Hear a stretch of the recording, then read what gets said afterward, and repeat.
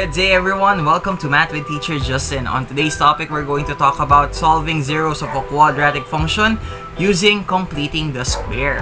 Alright. For solving zeros of a quadratic function using completing the square, in order for us to complete a perfect square trinomial or to have a perfect square trinomial given ax squared plus bx or ax squared minus bx, in order for us to convert that to a perfect square trinomial, we must add the constant term, the square quantity of b over 2a. Here are the steps in solving zeros of a quadratic function using completing the square. So first step is to transpose all variable terms on the left side of the equation and all the constant term on the right side. Second step is to divide both sides by the value of a. So take note that the numerical coefficient of x squared must be equal to 1. Then, apply the completing the square by adding both sides by the square quantity of b over 2a. And fourth step is to factor using the perfect square trinomial factoring. And then last step is for us to solve for the value of x. Let's have an example in solving zeros of a quadratic function using completing the square. Let's have an example. So for example, we're going to solve for the zeros of the quadratic function a of x is equal to x squared minus 6x minus 3. So first, we're going to change the function notation to 0. So we will have x squared minus 6x minus 3 is equal to 0. Next is we're going to transfer our constant term, negative 3, to the other side of the equation. So we will have x squared minus 6x is equal to 3. Then let's apply completing the square. So for us to convert our binomial to a perfect square trinomial, we will use the formula c is equal to the square quantity of b over 2a. We will use the values of b and a from our current equation.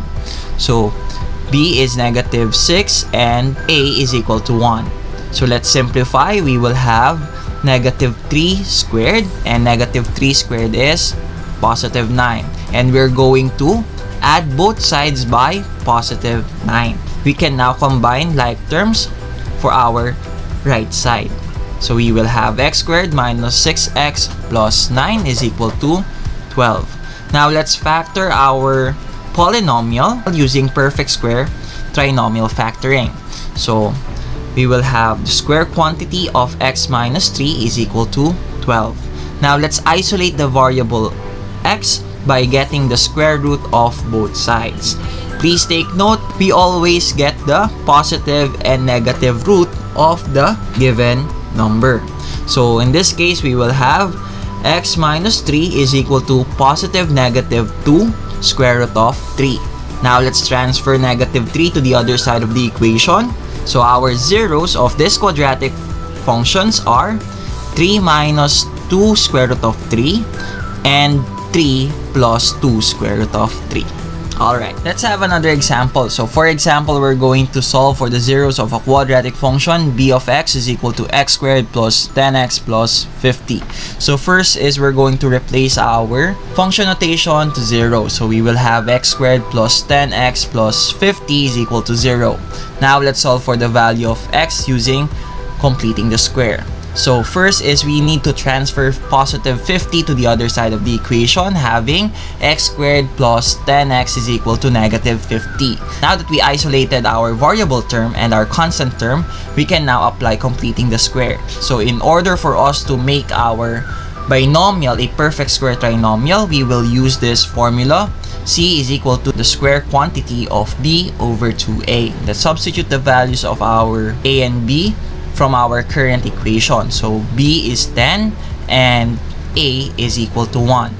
Now let's simplify. So we have c is equal to 5 squared. So 5 squared is equal to 25. Therefore, we're going to add both sides by 25. Now that we have a perfect square trinomial, so we will have x squared plus 10x plus 25 is equal to negative 50 plus 25. Now, after that, we're going to combine like terms. So we have x squared plus 10x plus 25 is equal to negative 25. Factor our perfect square trinomial. We will have the square quantity of x plus 5 is equal to negative 25. Now let's solve for the value of x by getting the square root of both sides. So get the square root of both sides.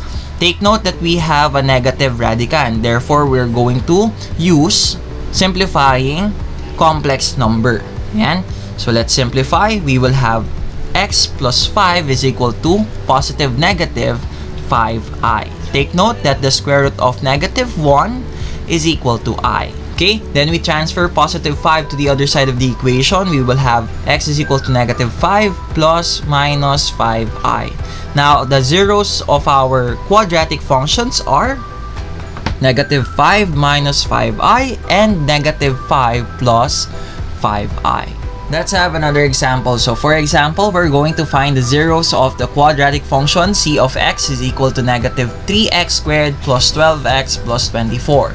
So first, we need to change the function notation to 0. So we will have negative 3x squared plus 12x plus 24 is equal to 0. Then let's transfer our constant term to the other side of the equation. So we will have negative 3x squared plus 12x is equal to negative 24. Then, we divide both sides by our numerical coefficient of x squared, making it equal to 1. Okay, so we divide both sides by negative 3. So we will have x squared minus 4x is equal to 8.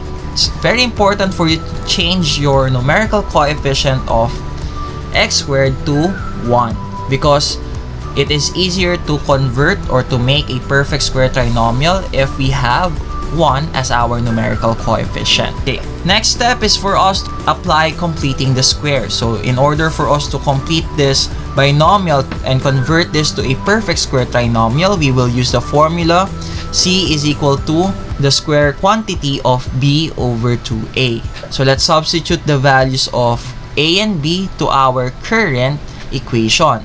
So b is equal to negative 4 and a is equal to 1.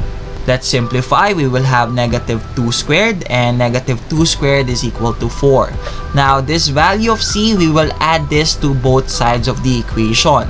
Now, we have our perfect square trinomial and we will add 4 to 8. So, we will have x squared minus 4x plus 4 is equal to 12.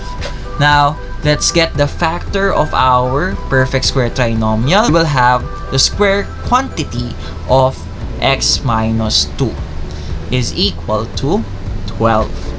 Okay, now let's solve for the value of x by getting the square root of both sides. So getting the square root of both sides, we will have x minus 2 is equal to positive negative 2 square root of 3. Take note, we will always get the positive and negative root of our answer. Let's transfer negative 2 to the other side of the equation. And from there, so the zeros of our quadratic functions are 2 minus 2 square root of 3 and 2 plus 2 square root of 3.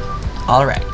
Okay, let's have our last example for today. So for example, we're going to solve for the zeros of a quadratic function. D of x is equal to negative 2x squared plus 5x minus 4. So first, we need to change the function notation to 0. So we will have negative 2x squared plus 5x minus 4 is equal to 0. Then, let's transfer our constant term and place it to the other side of the equation. So we will have negative 2x squared plus 5x is equal to 4.